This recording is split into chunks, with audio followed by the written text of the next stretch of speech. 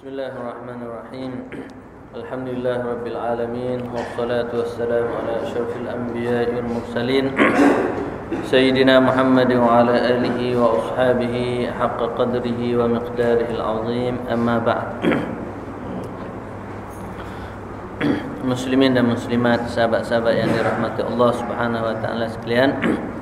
Alhamdulillah, malam ini kita dapat sama-sama meneruskan lagi pengajian dan perbincangan kita mengenai akidah Islam. Kitab kita ini kita berhenti muka surat 626, iaitu berkaitan dengan kesengsaraan dalam neraka Jahim. Sebelum kita baca kitab ni, sempena kita tengok umat Islam dan masyarakat dunia menyambut tahun baru Masihi, yang secara kebetulan lah, sama ada kita fikir ataupun kita tidak fikir, sama ada kita sedar ataupun kita tidak sedar, secara kebetulannya kita menyambut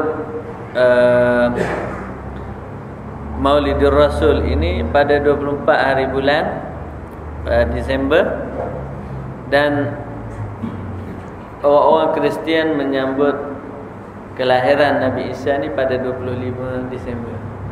Sebelah menyebelah, kan? Mungkin setengah orang dia fikir, setengah orang dia kira dia cuti 2 hari panjang sikit, kan? Mana tak ada nak fikir cuti apa ni, apa yang sebenarnya dia dapat.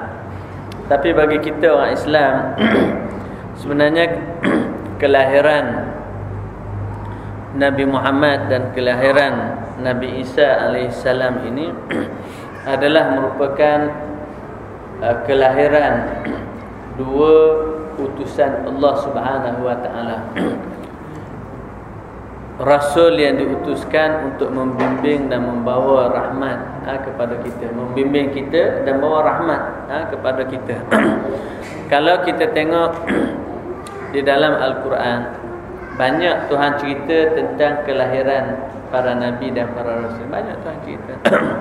Seperti cerita bagaimana Nabi Ibrahim boleh dapat anak, Nabi Ismail, bagaimana Nabi Zakaria dapat anak dia Yahya, dan bagaimana Nabi Isa ini dilahirkan oleh mak dia, bagaimana Nabi Ismail juga dilahirkan oleh Nabi Zakaria. Jadi Tuhan sebut seperti la uqsimu bihadzal balad wa walidin wa ma walad. Maknanya Nabi Zakaria dan juga Nabi Ismail yang dilahirkan. Tuhan bersumpah dengan Mekah. Begitulah juga dengan kita tengok Nabi Ibrahim, Nabi Yahya, yang mana Tuhan sebut Nabi Zakaria ini akan dapat anak selepas usia dia dah tua dah. Bila dia rasa bimbang, risau, umat ni tak ada orang memimpin. Apa akan jadi kepada manusia bila tidak ada nabi? Maka Nabi Zakaria berdoa, Rabbi habli min ladunka dzurriyyatan thayyibatan innaka sami'ud du'a. Hunalika da'a Zakaria rabbah. Di sana bila dia tengok Maryam mendapat rezeki daripada Allah, maka dia berdoa walaupun dia dah tua, isterinya mandul, tapi Allah Subhanahu wa taala mengurniakan kepada dia zuriat yang Tuhan beri nama terus, dan kata anak yang dia dapat ini ialah Yahya lam naj'al lahu min qabli samiyya, yang tak ada orang buat nama apa sebelum ni. Itu Nabi. Jadi tuan-tuan, kelahiran Nabi Muhammad ni pun disebut banyak oleh para ulama, dikarang buku-buku tentang kelahiran Nabi Muhammad sallallahu alaihi wasallam. Dan Nabi menyebut bahawa dia berpuasa pada hari Isnin itu kerana hari Isnin ini dia dilahirkan. Jadi ulama-ulama ni menyebut, mengingati, merasai kebesaran dan keagungan Nabi sallallahu alaihi wasallam yang dilahirkan dan dijadikan utusan Allah Subhanahu wa taala yang membawa syariat kepada kita. Sehinggalah kebelakangan ini bila kita menyambut Maulidur Rasul ini dalam bentuk program, kita buat kenduri kendara, sembelih kambing, sembelih lembu, apa macam-macam. Jadi timbul pula persoalan bid'ah ke tak bid'ah. Jadi kita kena tengoklah. Kalau kita sambut itu tanpa ada unsur-unsur maksiat, semuanya membawa kebaikan, tazkirah, peringatan, maka kita harap semangat tersebut akan mendatangkan rasa cinta dan kasih kepada Nabi SAW, dan kita harap mendapat keredaan Tuhan.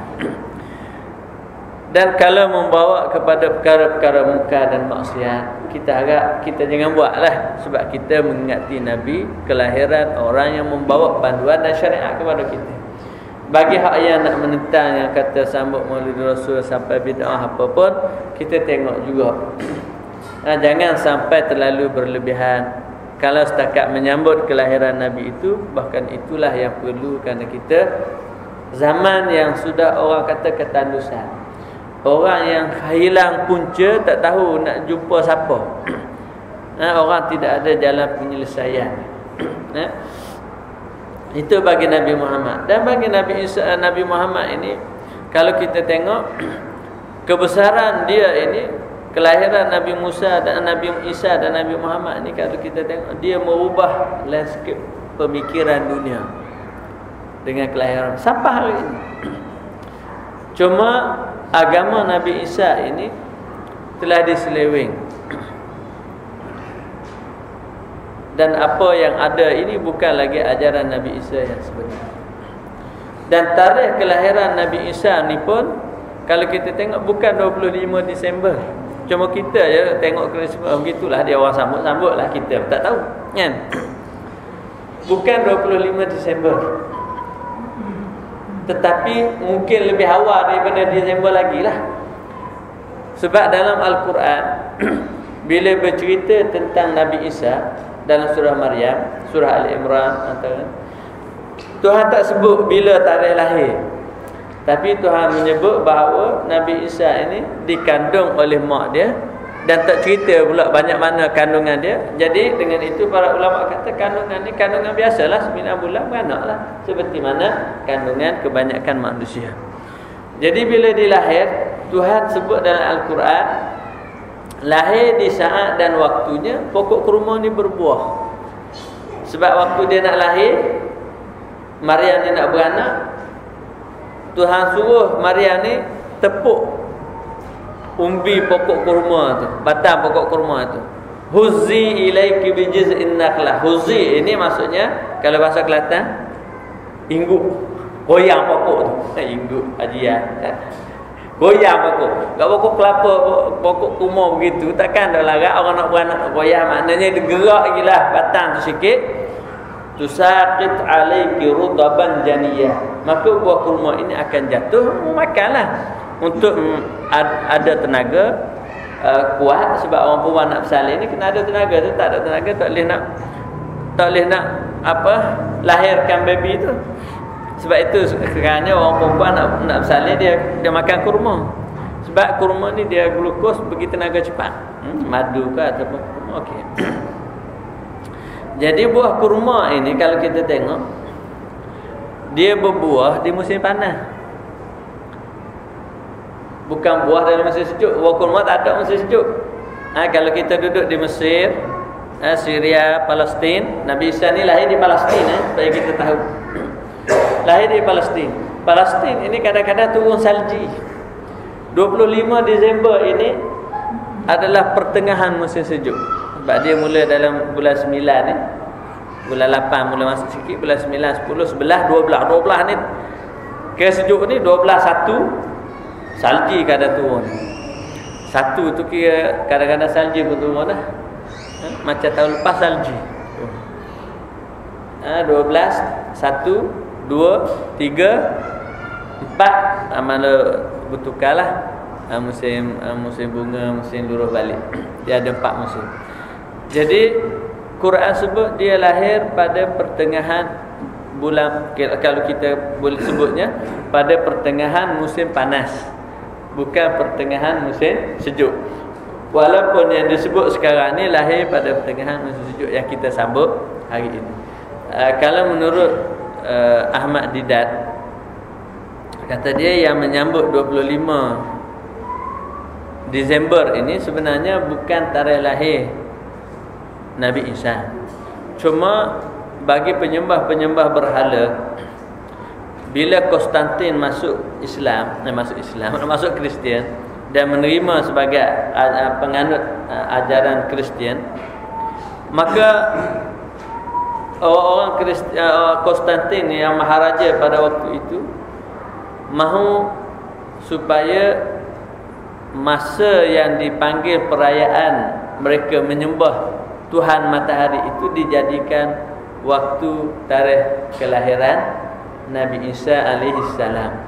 Sebab bagi mereka yang berada di negara yang sejuk, belah Eropah sana tu, kadang-kadang siang pendek, malamnya panjang bila sejuk.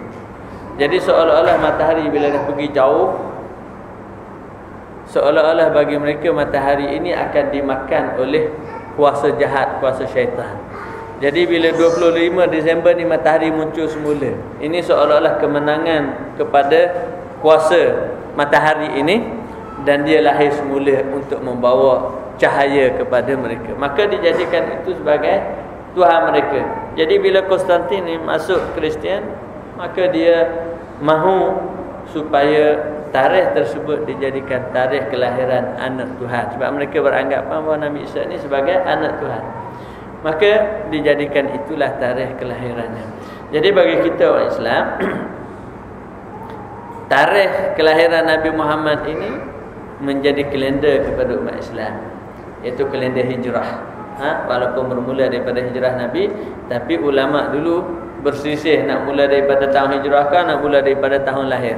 Yang penting daripada kelahiran Nabi Muhammad ini dan hijrahnya itu, kita ada satu kalender bagi umat Islam namanya kalender hijrah. Dan daripada kelahiran Nabi Isa, kita juga ada kalender namanya kalender Masihi, yang sekarang ni tahun 2016 Masihi yang kita sambut sekarang.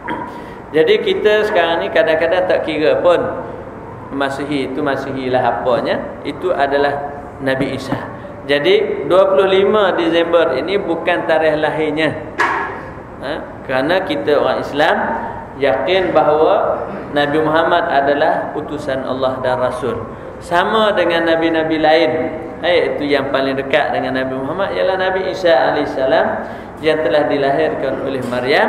Cuma kita berbeza pendapat bahawa bagi kita umat Islam, dia lahir bukan pada 25 Disember itu, tapi mungkin lebih awal lagi. Maksudnya dalam pertengahan musim panas, mungkin dalam bulan 6 ataupun lebih kurang begitulah, pertengahan musim panas ni, sama ada Jun ataupun Julai begitu. Sebab itu waktu yang kalau nak diandaikan waktu yang adanya buah kurma di tanah Arab pada masa itu, waktu buahnya sudah masuk, maknanya dalam bulan sama ada bulan 6, bulan 7 ataupun Ogos, lebih kurang begitulah kita kata. Tapi bukan Disember yang merupakan pertengahan musim sejuk. Jadi kita juga perlu tahu kenapa saya sebut, sebab jarang kita fikir kenapa Nabi kita lahir. Kita sambut kelahiran Nabi. Kenapa Tuhan utuskan Nabi? Kita dah baca dah, salah satu daripada rukun iman ni wajib beriman kepada Nabi. Antara nabinya ialah Nabi Muhammad dan juga Nabi Isa AS dan Nabi-Nabi lahir. Sebab Tuhan sebut dalam Al-Quran secara nasnya bahawa Nabi dan Rasul yang wajib kita beriman dan kita percaya ialah 25 orang Nabi dan Rasul yang namanya disebut dalam Al-Quran. Dalam ayat watilka hujjatuna atainaha Ibrahim itu 18 orang. Kemudian disebut bakinya lagi dalam ayat yang berlainan, secara berasingan. Jadi di sini kita boleh faham bahawa nabi-nabi dan rasul ini diutus untuk menyelamatkan manusia dan membimbing kita ke jalan yang diridai Allah. Mana dengan nabi kita, umat manusia bersatu padu sebab mereka menyembah Allah, Tuhan yang satu. Bila mereka ini menyembah selain daripada Allah, di situ mula berlaku perpecahan, mula berlaku pertelagahan, mula berlaku perselisihan. dah mula berlaku peperangan, kezaliman dan kekejaman. Sebab itu bila datang Nabi, setiap Nabi menyatukan umat, menyelamatkan manusia. Sekarang kita tengok, kita dipisahkan dengan Nabi Isa ni 2016 tahun lama. Dan dipisahkan dengan Nabi Muhammad sallallahu alaihi wasallam ini dah 1437 tahun. Dan itu daripada tahun hijrah. Mana Nabi dah 10 tahun sebelum dia lagi. Mana 1500 tahun lah kita. 1500 tahun dulu dah Nabi tinggalkan kita. Sungguh pun Nabi, tuan-tuan, tidak bersama dengan kita dari sudut jasad, tapi Tuhan menyebut bahawa Nabi ini bersama dengan kita setiap masa. Walaupun tak ada dia, tapi dia bersama dengan kita dari sudut jiwa raganya. Bukan Nabi duduk dalam majlis kita begini, orang kata sesat pula. Maksudnya kebersamaan Nabi itu sentiasa bersama dengan umat Islam. Sebab itu dalam surah Al-Hujurat Allah Subhanahu wa taala menyebut wa'lamu anna fikum Rasulullah. Ketahuilah bahawa bersama kamu itu ialah Rasulullah. Ayat ini memang turun khitab kepada sahabat Nabi. Mana sahabat Nabi ini bersama dengan dia Rasulullah. Sebab dia boleh nampak, tengok, law yuti'ukum fi katsirin minal amri la'anittum walakinna Allah habbaba ilaikumul iman wa zayyanahu fi qulubikum wa karraha ilaikumul kufra wal fusuq wal isyan ulaika humur rasyidun. Jadi Tuhan kata, ketahuilah bahawa bersama kamu ini ada Rasulullah, Nabi. Dan Nabi ini kita kena ikut tadbiran dia. Jangan dia ikut tadbiran kita, kehendak kita. Sebab itu kata la yuti'ukum fi katsirin minal amri la'anittum. Kalau dia ikut hak mun nak, penat sakal. Penat sakal. Tapi kita yang kena ikut hak yang Nabi nak dan apa yang Tuhan nak, barulah kita tentera. Maka kata Tuhan memuji para sahabat, walakin habbaba ilaikumul iman. Namun Tuhan ini menjadikan hati kamu suka kepada keimanan, cinta kepada ketakwaan. Habbaba ilaikum wa zayyanahu fi qulubikum. Dihiasi hati ini dengan keimanan, ketakwaan. Mana kita sahabat dulu dia fikir takwa, fikir iman, fikir cinta kepada. Wa karraha ilaikumul kufra wal fusuq wal isyan. Dan menjadikan hati mereka ini tidak suka kepada kufur, tidak suka kepada perkara keji dan munkar, tak suka kepada perkara-perkara maksiat.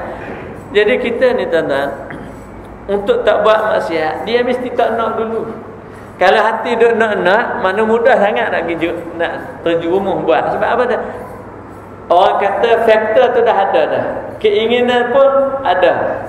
Kemudian persekitaran pula wujud, memang terjun kita. Sebab itu jangan kita mengintai-intai perkara-perkara dosa dan maksiat, syubhat, supaya jangan kita terbabas, terjerumus ke dalam perbuatan dosa dan maksiat tersebut. Jadi dengan sebab itu kalau kita tengok tuan-tuan, para sahabat Nabi sallallahu alaihi wasallam ini sangat cinta dan sangat sayang kepada Rasulullah sallallahu alaihi wasallam. Dan Nabi pun sayang kepada mereka. Dan Nabi bukan sayang kepada mereka, sayang kepada umat dia. Dan umat Islam ni juga sayang kepada Nabi dan mesti sayang. Sebab itulah syahadah kita. Bila kita bersyahadah dan setiap kali kita sembahyang, kita kata seolah Nabi duduk depan kita. At-tahiyatul mubarakatus salawatut thayyibatul assalamu alayka ayyuhan nabi. Seolah Nabi duduk depan. Kata salam, assalamu alaik, salam ya ke atasmu wahai Rasulullah. Mu'alaik makna seolah Nabi duduk depan, bukan Nabi duduk jauh. Sebab kita masuk assalamualaikum, so duduk dekat depan kan. Orang kata pakai mikrofon lah nak sahabat Mekah gitu. Dah. Mana seolah-olah hidup. Jadi Nabi duduk bersama kita ni, duduk dengan Qurannya. Mana Nabi bersama dengan kita dengan sunnahnya, dengan doanya kepada kita, dengan munajatnya kepada kita. Nabi berdoa kepada umat dia ni daripada dulu lagi, ya Allah selamatkan umatku ini, pelihara umatku ni. Mana umat Nabi Muhammad sampai kepada hari kiamat ni Nabi bersama kita. Walaupun jasadnya tak ada, tetapi doanya itu sudah mengiringi dan melindungi kita, dan syafaat Nabi kepada kita di akhirat. Mana Nabi bersama kita? Cuma kita dikenal tak Nabi, sayang tak Nabi. Pernah satu hari tuan-tuan, Nabi SAW duduk dengan para sahabat lagu ni. Nabi duduk goreh-goreh tanah. Dia kata, wadittu law anni ara ikhwani. Kata Nabi, seronoknya kalau aku boleh jumpa dengan saudara-saudaraku. Lalu sahabat yang ada kata, alasna ikhwanuka ya Rasulullah, bukankah kami ini saudaramu ya Rasulullah? Lalu kata Nabi, antum ashabi, kamu semua ni sahabat aku. Ikhwani humul ladzina ya'tuna min ba'di, saudaraku ini hak yang datang selepas aku. Yu'minuna bi wa lam yarawni, dia beriman dengan aku tapi dia tak tengok pun aku. Macam kita adalah, kita beriman Nabi Muhammad tak jumpa kita pun tak jumpa Nabi. Tapi Nabi pun kata, apakan daya, sebab usia ini hanya setakat itu je. Setiap Nabi itu akan meninggalkan dunia ini. Maka kata Nabi, wasa'al qawnahum alal haud, aku akan tunggu nak sambut umat-umat aku hak yang beriman ini, walaupun dia tak jumpa dengan aku tak jumpa dengan dia, aku akan sambut dia qalam pada hari kiamat nanti, yang kita sebut dulu, yang kita baca dah sebelum ni, selepas hisab baru ni. Kata Nabi, aku akan jumpa di qalam ini, di qalam.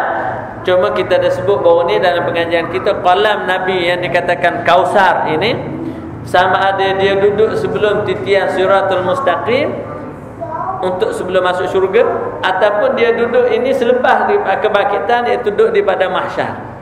Itu khilaf di kalangan ulama.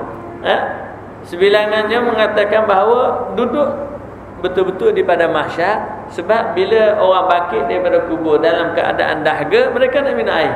Jadi Nabi SAW nak sambut umat ni.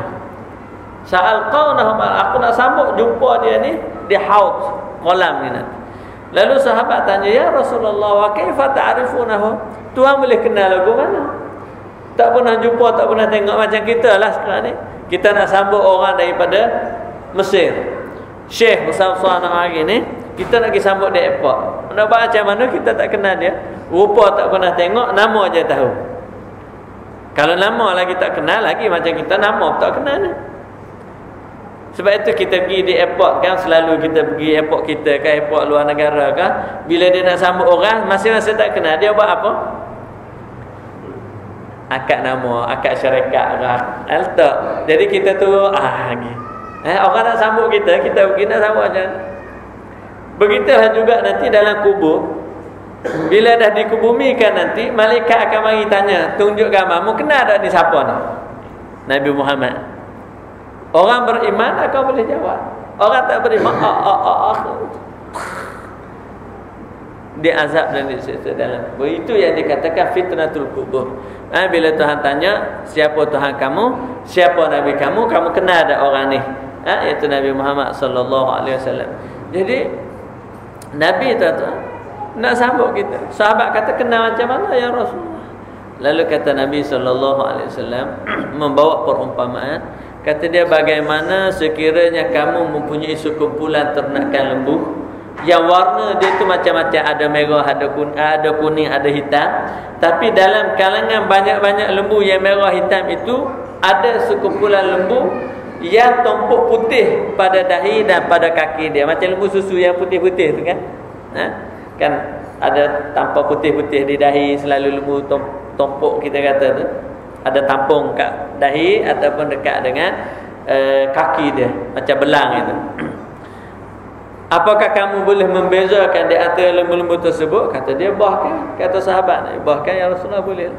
Begitulah juga kata Nabi, aku akan jumpa dan kenali umat aku nanti dari kalangan khalayak bilion umat manusia yang dibangkitkan oleh Allah nanti. Aku akan kenal mereka ini dengan cahaya yang ada pada muka dan tangan kaki mereka. Kata Nabi, begitulah aku akan jumpa mereka ini dan kenal mereka daripada umat aku ini dalam keadaan ghurram muhajjalina min atharil wudu. Mana tangan, muka dan kaki mereka ini cerah bersinar-sinar, kesan daripada wuduk. Maknanya kita mari sembahyang ni tuan-tuan, wuduk kena ambil molek lah. Sebab dia nanti akan menjadi sebab lampu cerah untuk bertemu dengan Rasulullah sallallahu alaihi wasallam di hari akhirat kelak. Jadi orang yang beriman kepada Nabi akan sambung. Dan orang yang dapat minum daripada qalam Nabi sallallahu alaihi wasallam, sekali minum dia tak akan dahaga lagi dah, dalam keadaan keperditan dan kepedihan, kesusahan di pada mahsyar. Dan kata dalam hadis Nabi sallallahu alaihi wasallam, cedok-cedok untuk nak minum daripada qalam Nabi itu seperti bulan bintang di langit banyaknya. Setiap orang akan boleh minum daripada qalam Nabi itu, kecuali orang-orang yang telah mengubah ajaran-ajaran Nabi sallallahu alaihi wasallam. Orang ini Nabi kata mari tapi dia sekat. Nabi kata ala halumu, marilah, dia kata marilah untuk qalam. Tetapi mereka ini ditahan oleh malaikat. Lalu Nabi kata, kenapa ditahan? Biarkanlah dia datang untuk mendapatkan minuman ini.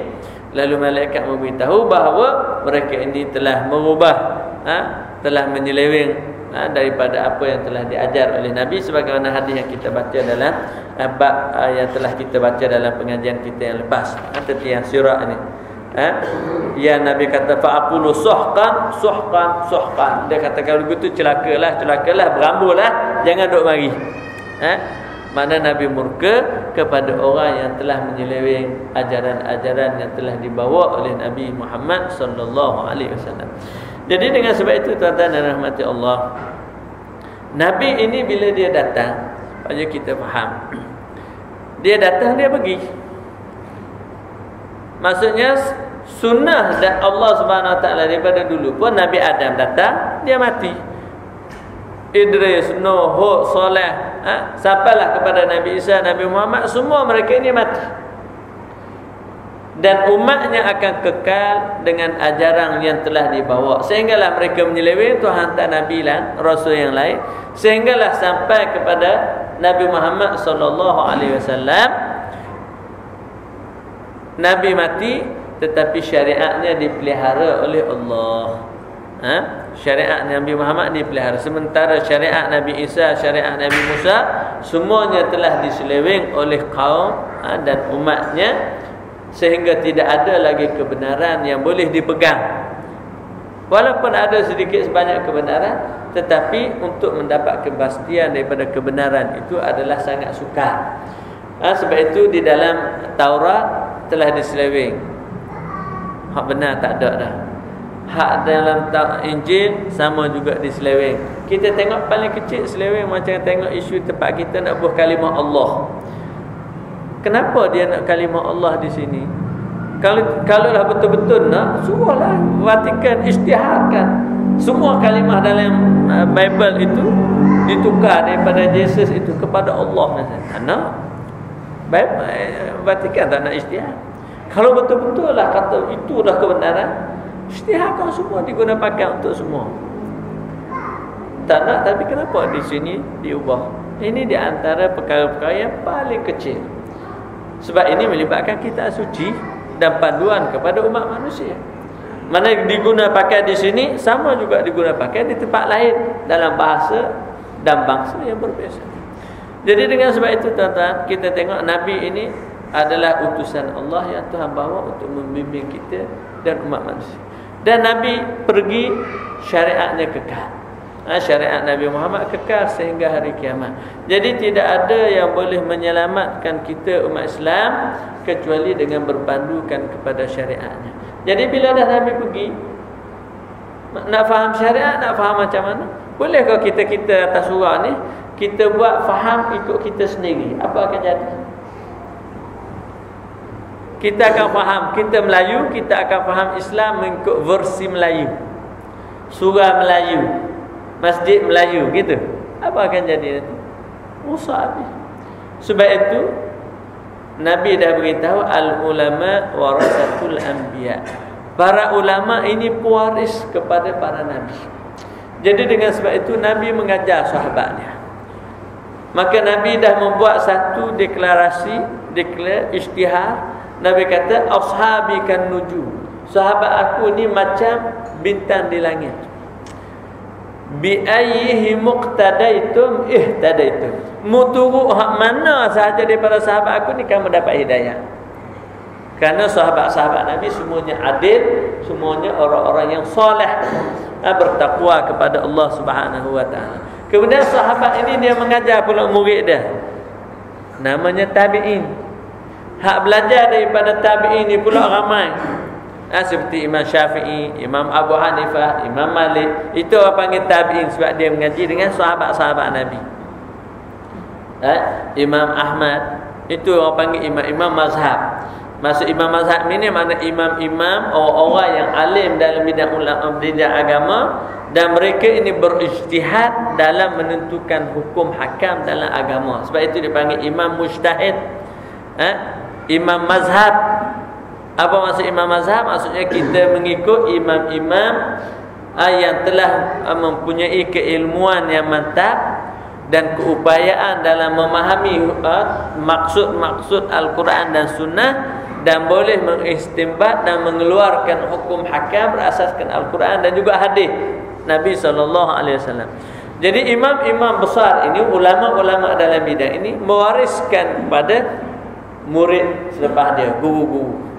Guru ni mewariskan guru. Mana kalau kita tengok ilmu fiqh, ilmu hadis, ilmu tafsir, ilmu bahasa Arab, ilmu akidah, semuanya ada guru-guru yang membimbing dan kitab-kitab yang telah dibukukan sebagai panduan kepada umat manusia. Jadi dengan sebab itu, setiap orang Islam ini mesti memiliki guru. Sebab itu kata Syekh Zarruq rahimahullah dalam Usulut Tariq, kata dia, adalah menjadi keperluan kepada setiap umat Islam ini memiliki guru. Walaupun dia tak memiliki tarikat, mana tarikat yang kata tarikat tasawuf yang memandu kita untuk berzikir, bertakwa kepada Allah. Kalau dia tak ada tarik pun, tak ambil tarik pun, mesti dia kena ada guru, dan guru ini bimbing dia dalam urusan agama. Mana dengan sebab itu kita selamat. Hari ini tuan-tuan, bila kita tengok kita tak ada guru, apa jadi? Kita ada orang yang menyampaikan maklumat. Ada orang menyampaikan maklumat. Mana kita ada maklumat banyak, kita panggil knowledge, sakafah, ada. Tapi guru yang kita kata yang membimbing kita, memandu kita ke jalan yang diridai Allah, ini tak ada. Sebab itu yang kita sebut dalam kuliah kita yang lepas, tak tahu sebut kat sini ke kat lain, tak tahu. Kalau nak diruntuhkan sesuatu bangsa itu, diruntuhkan 3 perkara. Kat sini dah sebut kok. Diruntuhkan 3 perkara. Diruntuhkan sistem kekeluargaan, diruntuhkan sistem pendidikan, dan diruntuhkan contoh tauladan, ikutan. Sebut dah kan? Tak sebut lagi? Tak lain lagi. Maknanya, bila kekeluargaan ni rosak, maka umat akan hancur. Sebab itu kita boleh membina umat kita ni, umat Melayu ni akan kuat kalau kekeluargaan ni kuat. Tapi sekarang kita tengok, tuan-tuan kena baca selalu dalam surat khabar, bila kita tengok senarai perceraian ni hampir banyak dengan bilangan perkahwinan, hampir sama. Hak bercerai misalnya kata 50, hak kahwin misalnya kata 60. Daftar kahwin dengan daftar cerai. Cuba tengok. Makna ini bahaya. Sebab menunjukkan bahawa kerukunan rumah tangga ini sudah tidak stabil. Ini akan menghancurkan umat. Bahaya. Sebab itu Nabi, bila datang, Nabi menyatukan umat Islam dan membentuk kekeluargaan dulu. Orang perempuan dipelihara, orang lelaki bertanggungjawab. Akhirnya bila kekeluargaan ni kuat, rumah tangga ni mantap, baru lahir masyarakat Islam kuat. Lepas masyarakat Islam kuat, baru negara Islam ni kuat. Kalau tidak, memang hancur awal. Sebab itu sekarang ni tuan-tuan, kita nak hidup surau kita, selalu saya sebut, kita hidup dengan keluarga kita dulu.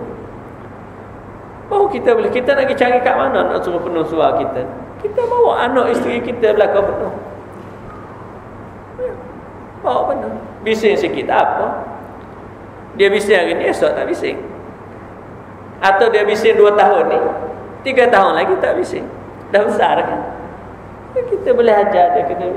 Begitu zaman Nabi pun sahabat datang ke masjid bawa anak juga. Buktinya bila menangis Nabi pendekkan sembahyang. Ada sahabat bawa anak. Kalau tidak, macam mana sahabat nak pergi belajar dengan Nabi SAW? Kita hari ni dia kata nak bagi surah hampir seorang lah. Dia kata habis tu sebab apa? Kena jaga anak. Bah dia balik rumah dia tak ajar pula kat rumah. Sahabat Nabi dulu datang ke jumpa dengan Nabi, balik rumah dia tanya, apa hak yang turun daripada Quran hari ni? Apa yang Nabi ajar dan Nabi beri nasihat? Mana sampai terus. Sebab tu hak ni riwayat, kata dia aku riwayat daripada ayah aku. Hadis Nabi kan? Ayah dia an abi daripada ayah aku. Mana seolah dia balik rumah ayah dia cerita Rasulullah SAW hari ni cakap macam ni. Anak dia pun ingat. Anak dia pula riwayat hak lain pula. Riwayat ni khabar.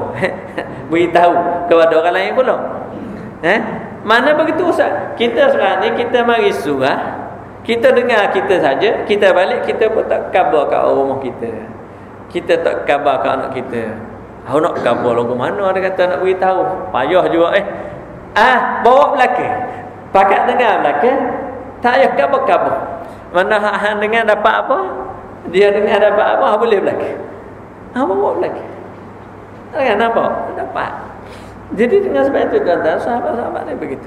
Sistem kekeluargaan. Kemudian ilmu. Bila dah ilmu ni kuat, dah ilmu ni dah mantap, kita akan tengok umat akan selamat. Sebab itu kalau kita tengok dalam Quran dan Nabi SAW, dalam masyarakat kita Melayu ni pun, bila Islam masuk, orang Melayu berubah. Kalau kita baca sejarah ketamadunan Melayu ini, orang Melayu hebat ni selepas masuk Islam. Masuk Islam, mereka belajar Quran, belajar sembahyang, mula pendetilan kepada ilmu. Sehinggalah kita tengok kita mendapat kemajuan. Kalau tak ada Islam, Allahu a'lam, kita tak tahu bagaimana jalan kesudahan kita ini tenang. Jadi nikmat Allah Ta'ala berikan Islam. Dengan ilmu kita mendapat kebahagiaan dunia dan kejayaan akhirat. Kemudian kita kata ilmu dah ada, tapi kita nak ikut siapa? Dulu kita tanya anak-anak kita waktu kecil, kita tanya, kamu besar nak jadi apa? Dia kata nak jadi doktor. Kita kata bagus. Nak jadi ustaz, bagus. Cuma sekarang ini bila kita kata doktor, mana hak yang kamu rasa hak terbaik, hak yang perlu jadi contoh? Hak doktor mana? Ustaz mana? Engineer mana? Mana tokoh yang orang kata orang ni pemimpin mana? Sekarang ni tak ada. Anak-anak kita kata nak jadi sahaja supaya apa? Dengan jadi ni boleh dapat duit banyak. Tapi nak jadi orang lagu mana? Nak jadi orang tu lagu mana? Kalau kita kata kat anak payah juga, kita sendirilah kita. Kita sekarang ni kita nak jadi apa dan siapakah contoh kepada kita yang kita rasa di depan kita ni, inilah orang dia. Dengan prinsipnya, dengan ketegasannya, dengan kebenarannya, dengan apa-apa semua. Kita kata yang kita panggil insan terbaik, manusia yang mulia, untuk kita nak tengok. Jadi dengan sebab itu kalau Syekh Zaruk tadi kata keperluan kepada kita umat Islam ini mesti kena ada seorang guru bagi kita yang membimbing, memandu kita. Kita nak hidup macam mana, barulah kita akan selamat. Jadi dengan sebab itu tuan-tuan yang dirahmati Allah, adalah menjadi suatu keperluan kepada kita hari ini kita memiliki guru. Sebab kenapa saya kata begitu? Sebab hari ini kalau kita tengok Syiah dulu, dia menyeleweng bila dia tak nak pakai sahabat. Dia tak ambil sahabat. Dia ambil beberapa orang sahabatnya. Kan? Dia ambil beberapa orang sahabatnya. 5-6 orang sahabat Nabi. Hak lain lagi, kalau sahabat Nabi ada 120,000 orang, dia tolak belaka kecuali 5-6 orang daripada kalangan sahabat yang dia iktirafkan sebagai ahlul bait. Hak lain dia tak terima belaka. Maka menyeleweng dan sesat. Sekarang ini kita lahir pula ada kelompok manusia yang dia tak terima ulama. Dia pakai Quran sunnah saja. Apa jadi? Kita akan tengok akan timbul masalah perpecahan dan pertembungan dalam masyarakat Islam dalam bentuk yang baru. Dan ini dah berlaku. Sebagaimana kita tengok pada IS yang berlaku di Syria dan Iraq, dan yang berlaku dalam negara-negara umat Islam yang lain, semua ini akan membawa kepada kecelaruan dan kekacauan. Jika kita tidak memiliki sakafah yang benar tentang Islam dan tidak dipandu dengan betul, dan ini adalah ancaman besar yang perlu kita berhati-hati dari sekarang. Kerana ini adalah ujian Allah Subhanahu wa taala kepada kita, sebagaimana kata Imam Ibn Athaillah, bila mana kita lalai daripada Allah Subhanahu wa taala, abaikan agamanya, maka Tuhan akan menguji kita dengan ujian-ujian. Jadi ini di antara perkara-perkara yang akan membawa kepada ujian Allah terhadap kita. Jadi dengan sebab itu, tuan-tuan dan rahmati Allah, sempena kita menyambut Maulidur Rasul, mungkin kuliah kiamah Maulidur Rasul dah kan? Kalau dah lagi kiamah Maulidur Rasul lah tadi ya. Jadi kalau kiamah dah pun pelengkap. Jadi dengan sebab itu kita ambillah perhatian yang sangat penting dengan beberapa perkara yang saya sebut tadi, bahawa kelahiran Nabi, sama ada Nabi Muhammad ataupun Nabi Isa, adalah merupakan suatu rahmat Allah kepada kita. Kita umat Islam ini yakin beriman kepada Nabi Muhammad, dan kita juga beriman kepada Nabi Isa alaihissalam.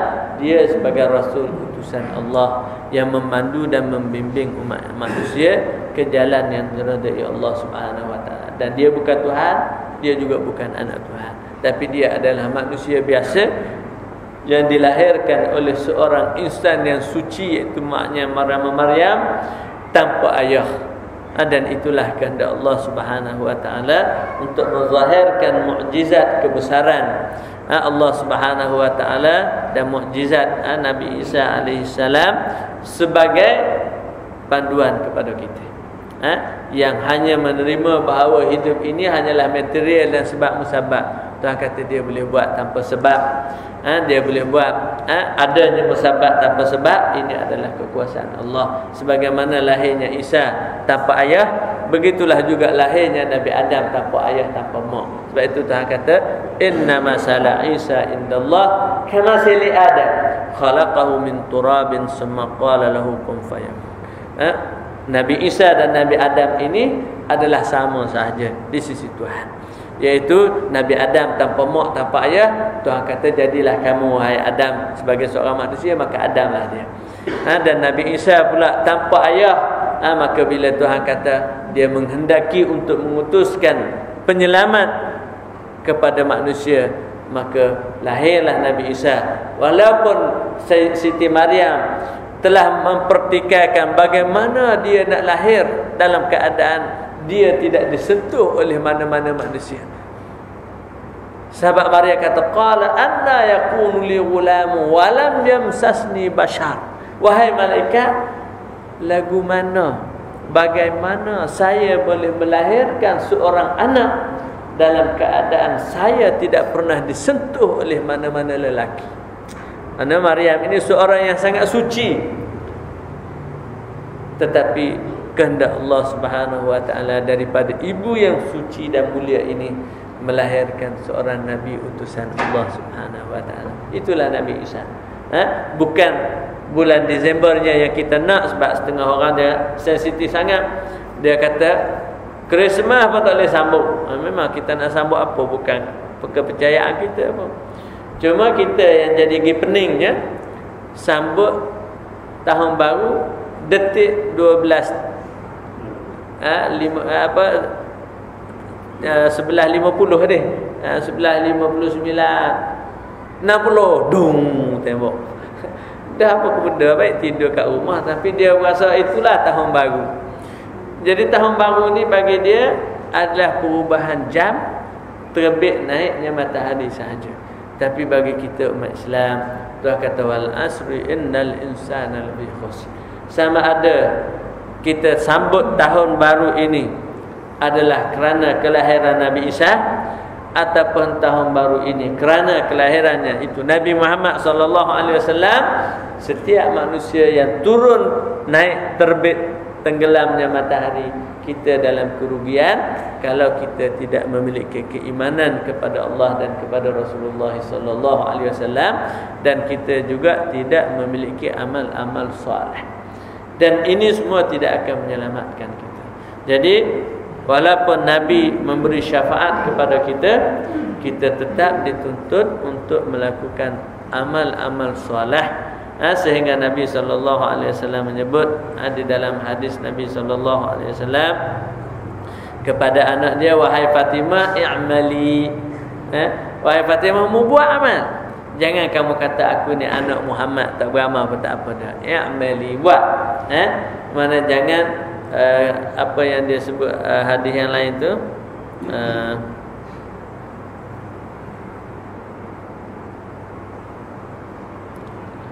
tak ingat dah.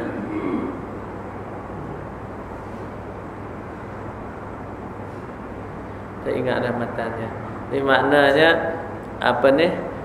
Jangan kita menganggap apa ni, nasab kita itu dekat dengan Tuhan, anak orang ni, sehingga menjadikan kita tidak memerlukan melakukan amalan.